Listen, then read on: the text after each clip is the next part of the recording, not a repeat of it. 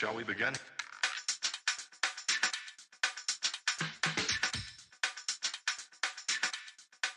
Let's begin now. All right, welcome, folks, to a brand new episode of the Frankly Francisco podcast. I am your host, Francisco. We have a special treat. We are coming to you from Cleveland, Ohio. Today, I am interviewing a multi-talented, multifaceted artist. His name is Honasty Blade. So, folks, I'd like to introduce you to Honesty. How we doing today, Honesty? Excellent, brother. Man, everything's a blessing. Every day is a blessing. I'm not complaining, man.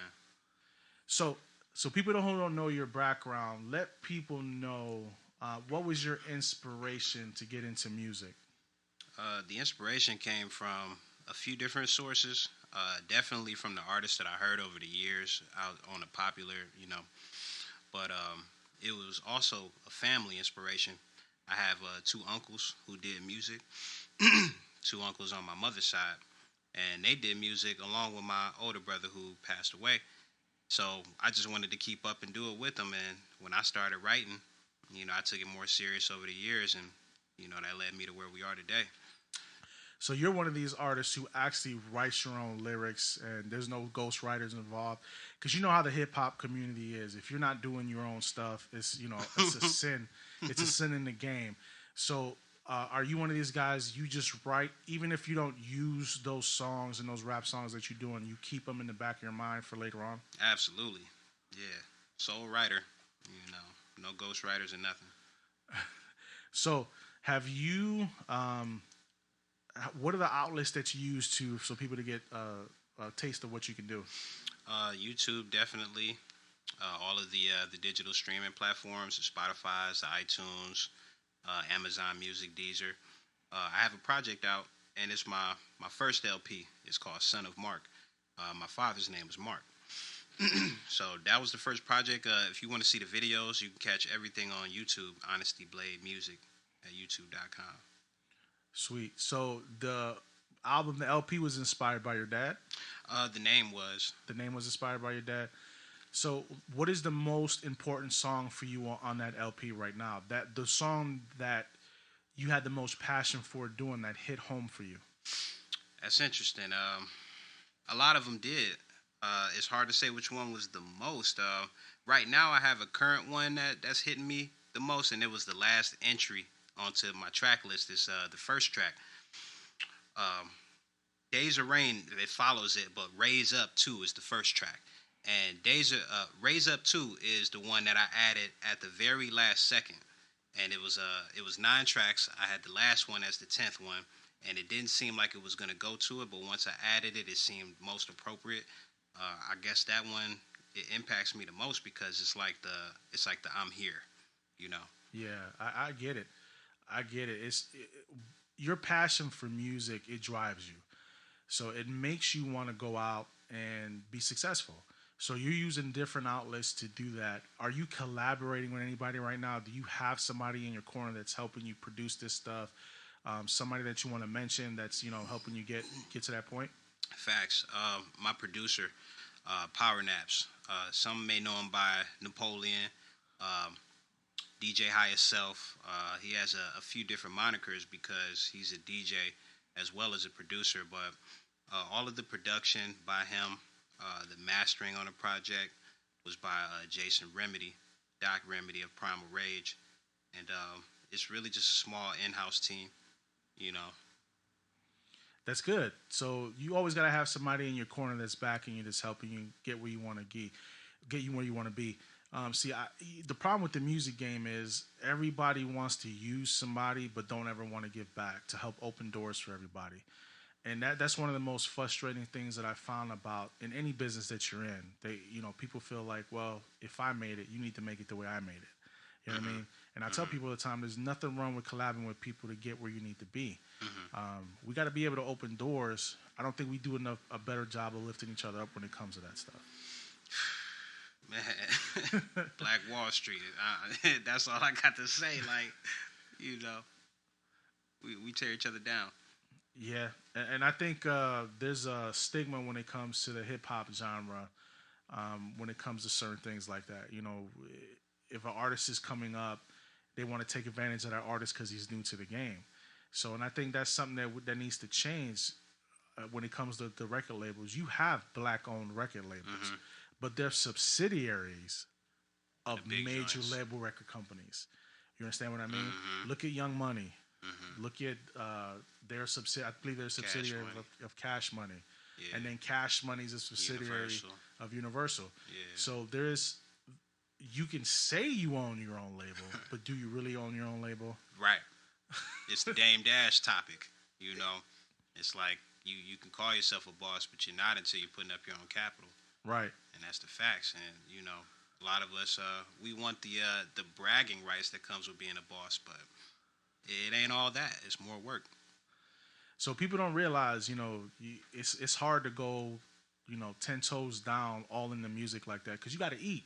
You know what I mean? And there's no guarantee that the music game is going to create a steady flow of income for me. A lot of these artists don't even make money off their LPs anymore. Where they make their money from is touring. You know what I mean? So when they say, "Oh, I got a million records sold," or went double platinum, yeah, but you didn't make $1 off of that. You made like 50 cents on $1 off of that. Right. The record company's making the money. Yeah. You know what I mean? And what kills me is that everything that the record company does for you comes out of your cut. Yep. That advance they give you. Yep. So, recording time, if you get a car, it came out, they brought it with your own money. Yeah. You know what I mean? It kills me. So a lot of these artists go out and they generate millions of dollars strictly from touring. So have you lined anything up for yourself, shows that you want to start doing to get out there, to get your voice heard even more? Because I've heard your stuff, man. You're very, very talented. But we want to try to bring you to a wider audience. So do you have anything planned? College shows? Do you have any, like, you know, these the clubs, you know, when they doing newcomers, you know what I'm saying, to go out there for the music? I hear you. Within this past pandemic era, I haven't wanted to touch base with the public, to be honest. I wouldn't be opposed to a virtual show, but I'm kind of hesitant. And, you know, as far as that corona topic, that's a whole nother bag. But, you know what I mean? It's a crazy time, and I'm not sure how I want to move with that, you know? Yeah, I understand. I definitely understand. It's been hard to get people in the seat. You're like one of the first guys I've had in the seat since my first episode. Last couple episodes, I've done it through camera, and it gets kind of annoying because I'm a front-facing type of person. I like to speak to people face-to-face. I feel you get a more genuine conversation that way. And before we started recording, we started having a conversation about the recent passing of X. Yeah. So was X an inspiration for you? Oh, man, that would be an understatement. Like, X was my favorite for a long time, and of course, you know, before X, we had bigger legends. We had Pacs, we had Biggs, we had all of those. But, you know, I was born in 1988, so I had to go back. I had to, like, backwards travel on a lot of the artists that we consider substantial. And so, long story short, DMX was that Pac for me.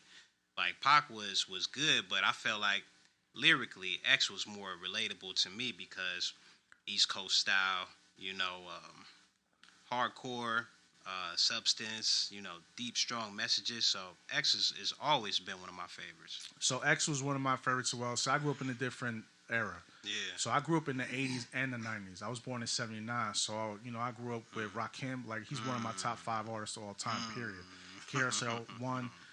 So I grew up in that era where hip-hop was just starting to bloom the way they need to bloom. And in the 90s, forget about it, hip-hop exploded to a whole nother level. You had Pac, you had Biggie. But X came along, man, and he just destroyed everybody. Just lyrically, his message. He was a man of faith. But a lot of people, from what I'm seeing on the social media, talking about this man's legacy, how great he was. But nobody really wants to talk about the demons that he faced. You know what I mean? He was a man of God, but he still dealt with his addiction, and people don't want to put a face on it. You have to. That much talent, and yet the drugs destroyed him. I mean, he had a heart attack because he OD'd. Yeah. You know what I mean? And I think people need to understand that in the music industry, a lot of these guys get killed because of that stuff. Look at what was it? Pump C, right? Pimp C. Then you had what's that young cat's name? That Juice WRLD cat. Mac Miller. Oh, Mac Miller, yeah. Mac Miller was another one. These guys, they just the pressure, man, to be in the game. Sometimes it can be too much for people. So how do you avoid that? How do you avoid that pressure? Because you want to be successful, but you don't want to sell yourself out or sell yourself short. You know what I mean? And put that kind of pressure on you where you want to be that big, that badly that you're willing to sacrifice what you would normally stand for. What you stand on. I mean, I guess it's easier said than done, but I think keeping no people around you as opposed to yes men. Like, because with celebrities, and some are born into it, some make it into it, but oftentimes we see they got people who are yes men in them. They feel like, okay, because you're grown and you got a lot of resources, money, fame, etc., that you can't get too big for your britches. And you have to keep yourself in touch with people who will be real with you. And there's levels of real, but like people that just see you as you, no matter what your possessions, accomplishments are. Like I got family and friends that no matter my level of talent, it's not even a focus. And you need to keep those people around you to keep you grounded, you know. That I understand. Trust me, my mom critiques me all the time on my podcast, man. It's amazing. Like, oh, you should do this, you should do that. You know, I tune her out sometimes about it because this is something I do for me. But you always want to hear that as well because you want people to say, hey, you know, you can do this a little bit better. And it makes you think, sometimes you get agitated because everybody has pride. You know what I'm saying? Everybody wants to take pride in the work that they do, but sometimes you need to get critiqued to get better at what you do. So yes, sometimes I get a bit agitated with that, but at the same time I listen and I take notes and I may pull pieces of what the critique is to try to improve what I'm doing. So is that something that you do? Facts. Yeah, if I'm ever critiqued, I'm listening. You know, I never just shut it down. And you know, I'm curious to know what's it based on, because if it's based on something, then I can respect it and I can say, okay, you took time to look. You're not just uttering it off. You know. So are you currently working on a new LP right now, or you're still just trying to promote the LP you came out with already? Both. I'm always promoting the current LP, The Son of Mark, but I normally work on several projects at a time just because as an artist, sometimes I might get bored with a creative space. So I'll say, okay, I got this project, but in the meantime, I'm doing this one too. So, like, currently, Son of Mark is out on all of the DSPs, the Amazons, the iTunes, but I also have New 90s coming. New 90s is pretty much like that cream of the crop era of substance, but with an updated 2020, 2021 kind of format. So I got that project, professional use only. That's the second official project that I plan to drop, but I'm always creating. You feel me? So from your style kind of feels like it's lyrical. It's like a 90s type of feel to it, rap style wise, where you have a message behind what you're saying. And I think that's a problem with today's hip hop, man. Hip hop doesn't really have a message.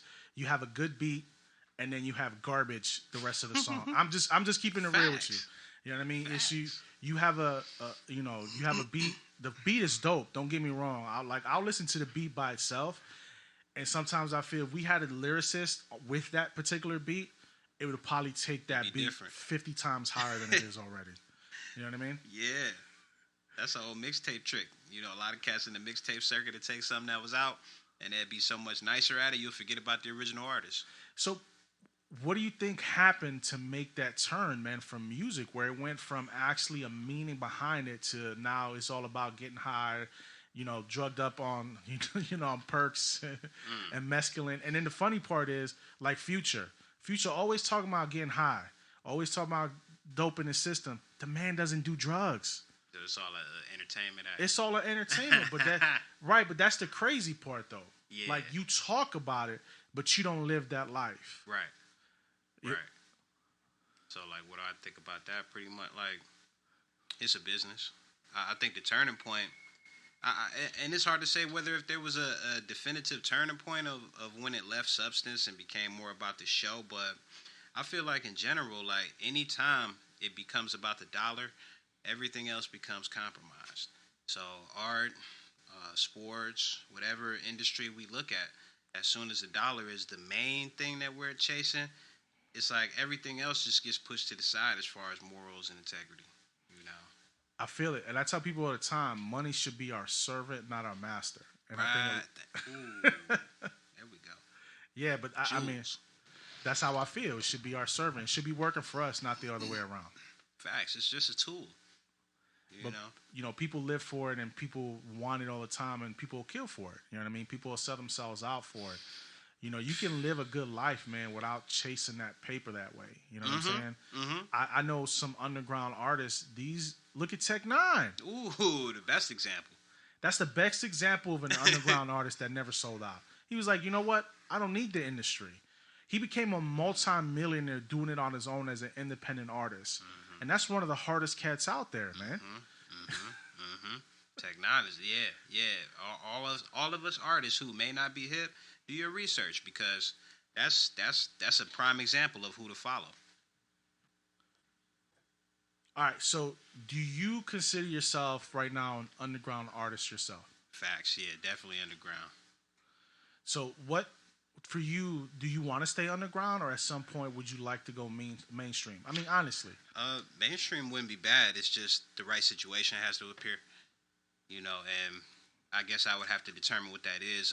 My goal currently is sync licensing, film placement, stuff like that. So if mainstream comes, then it would have to be a scenario that would be like, okay, well, we can provide some resource that you don't currently have, maybe a management tool, maybe, anything that my camp is lacking. I have production, I have mixing and mastering, so I don't know, Things take time. Things are always going to take time. You have to build a brand, and Honasty Blade is a brand. Mm-hmm. You know what I mean? You have your own. I see you have your own logo. It's a brand, and sometimes brands can be a little hard to get off the ground, but you just got to keep grinding. And that's what we're all doing here. Like I'm doing it myself with this podcast. There's a million podcasts out there, man. But like I said before, we talked about it before. 6 billion people out there. There's somebody that wants to hear you. Mm-hmm, mm-hmm. So. Talking about podcasts, so what made you decide to start doing your own? Because you're also a podcaster as well now. You're early in the game. You got a few episodes that I've seen up on YouTube. What made that shift? Just to give yourself some more visibility, or you just like talking about music? It's just both. Visibility, because I felt like I had to have an alternative draw, the music, but then make another arm. But then also it was because of my love for the craft. When I first started doing my podcast on my YouTube, I just started talking about general topics. But as the battle rap stuff started to resurface, it's always been happening. But as it started to heat up, I wanted to talk about those things. So that's what made me want to start going live on my YouTube. So speaking of battle rap, are you one of these types that will do battle rap as well? Will you go back and forth, freestyle with somebody? I'd rather judge it now. I used to, but I don't want to be a part of the disrespecting each other. I got you. I'd rather critique and judge it.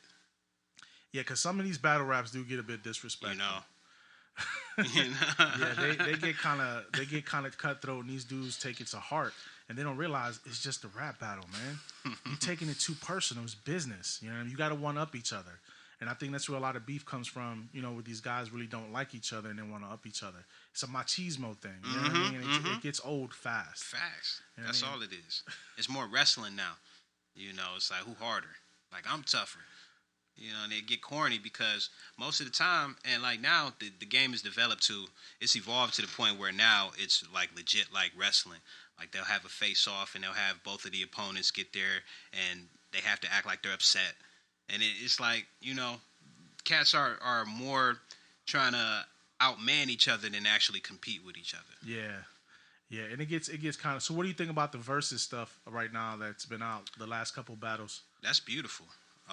That whole concept is beautiful. The Swiss Timberland set it off, and then after that, everything was like the Fab Jadakiss, Patti LaBelle, like all of that stuff is beautiful for the culture because pandemic season, everybody's at home, and that's exciting because we haven't seen anything that close. Like we've always had the arguments in the barbershops and the beauty salons, but for people to put their catalogs next to each other, ooh.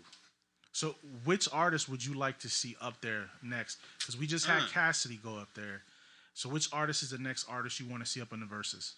Oh, on the verses, because Cassidy didn't do a verses. He did battles. Oh, he did battles. Yeah, they had. Now the last verses, well, the closest one would be like a Fab Jadakiss as far as like the streets. But who would I want to see do verses? I know 50 and T.I. was gonna do it. I think that's lopsided. I think 50 got more catalog. I might want to see. Tough one. That's tough because I could throw anybody out there, but it's got to be an even fight. You know what I want to see? I want to see the one-hit wonders go against each other. So how long is that versus gonna be? I want to see. Fat Joe. Fat Joe's like the king of the one-hit wonders. He's built his entire career off one-hit wonders. I've never early Fat Joe.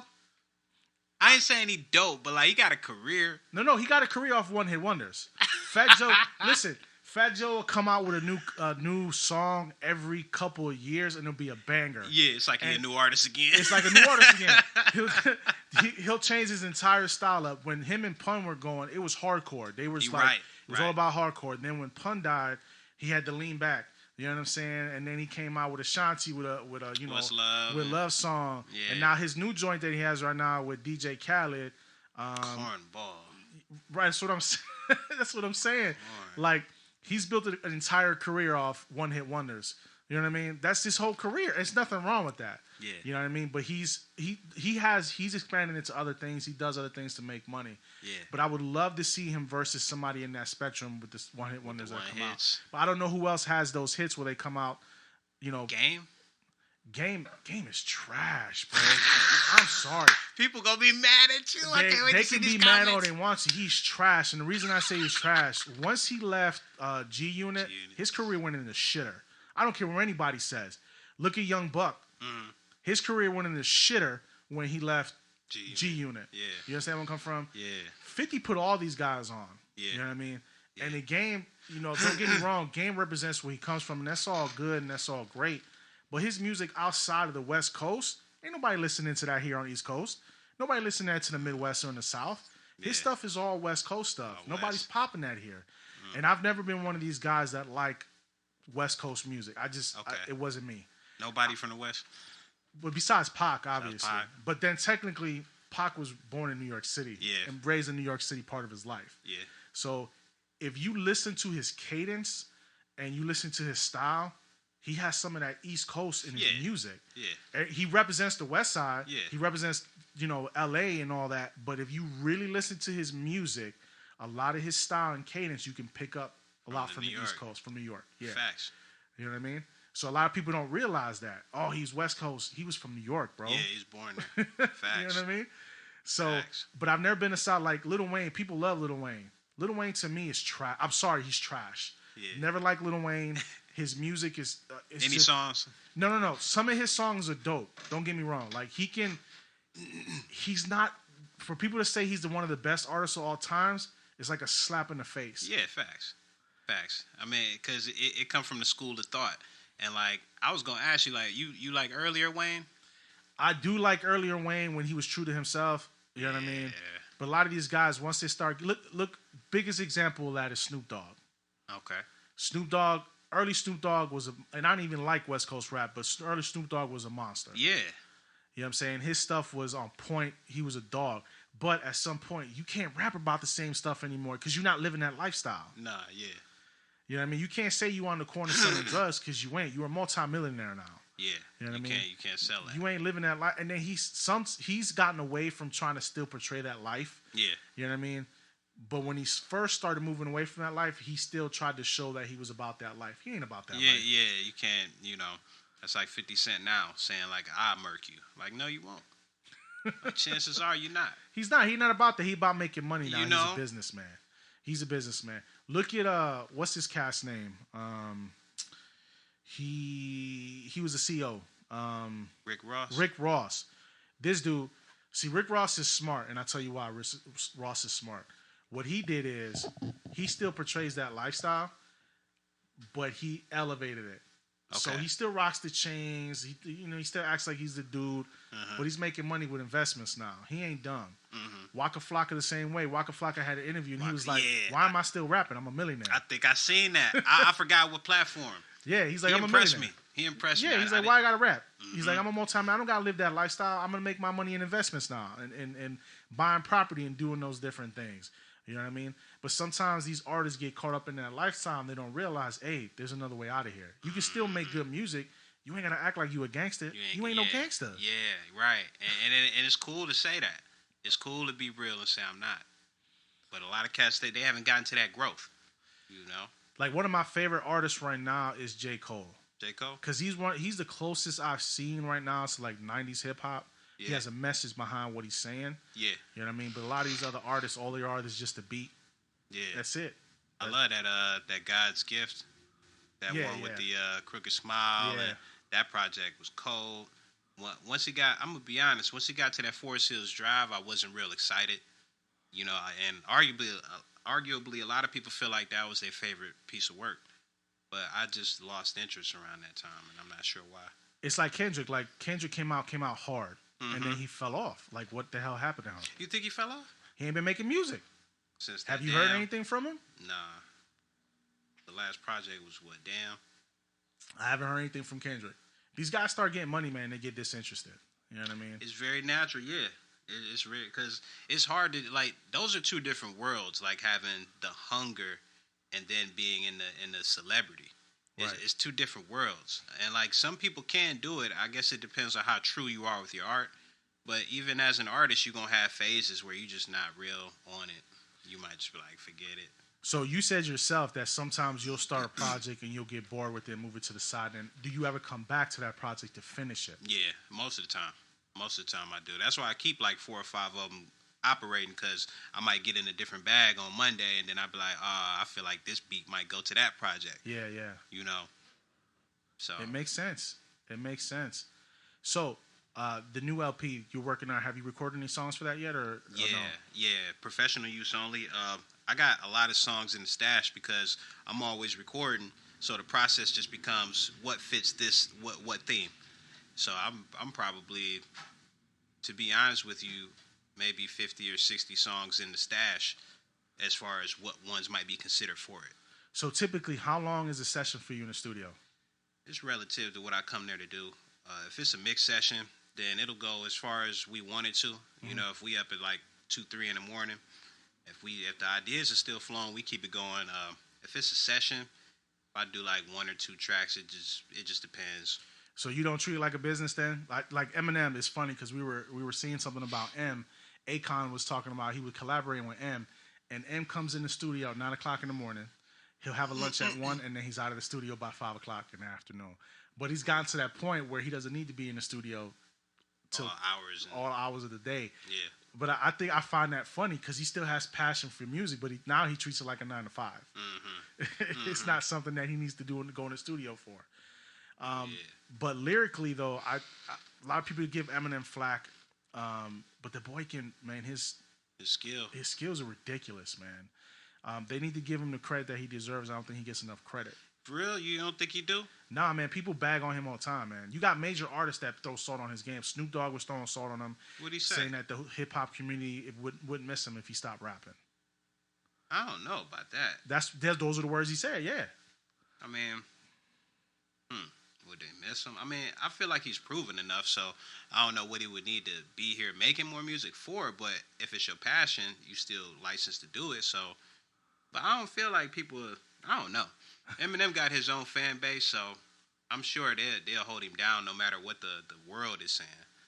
But I don't know. I mean, at this point, do we need more projects from M? I don't know. He's put out a ton of albums, man. You know, now when he comes out, he has to defend himself, you know, like a diss rap because somebody's trying to diss him. Mm-hmm. So he still has to prove that he has it. Yeah. All right, let me ask you this. Did you pay attention to the him and what's cat from here name?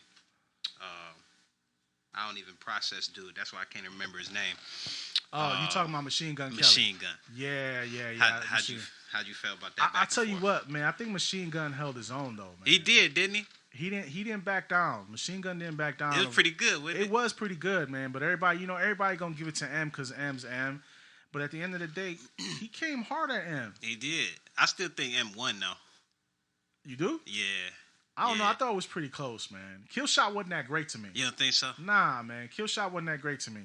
That wasn't M's best diss track that I've ever heard. Nah, not his best. Nah. I mean, but that was the point. It was like, was he gonna pull all of that out for the little old MGK? Like, yeah, but you know what? People, and you from Cleveland. You know, I lived here 20 plus years.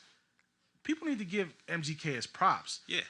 He stopped rapping because he was like, I'm tired of this. Nobody's giving me, nobody's giving me respect in the hip hop community. Nobody's giving me, any love. So he stopped rapping. So he's more doing that, like the alternative rock stuff now, and making movies, and he's an actor now. Yeah, I seen him in the movies. You know what I mean? So I just think sometimes the hip hop community drives good artists out.